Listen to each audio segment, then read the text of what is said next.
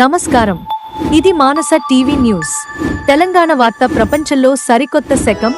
నిజం, నేరుగా, నిర్భయంగా మీకోసం.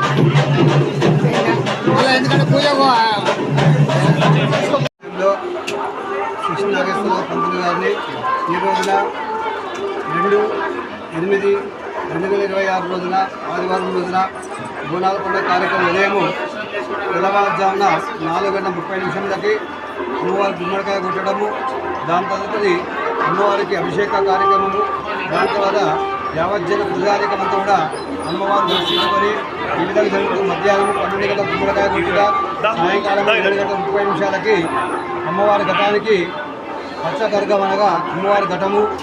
ఈ ఘటాన్ని కూడా 1908లో స్టార్ట్ చేశారు. ఈరోజు 2026 వరకు కూడా అత్యంత వైభవంగా ప్రతి సంవత్సరం కూడా అమ్మవారికి రకరకాల పుష్ప అలంకరణతో ఈ విధముగా అలంకరణ చేసి సాయంకాలము 7:30 ఆనకట్ట కార్యక్రమం జరుగుతుంది. దాని తదనంతరము రాత్రి 12 గంటలకు బలి కార్యక్రమము, గుమ్మడికాయ కార్యక్రమము, మనలో సోమవారం ఉదయం 11 గంటలకి గావురంగము. వాళ్ళ వంశపారంపైన నుంచి వస్తున్న వేణుగోపాల్ గారు, ఈ రోజులో వేణుగోపాల్ గారు కూడా పోతురాజు వేషంలో ప్రజలందరినీ కూడా మనం పొందుతున్నాడు.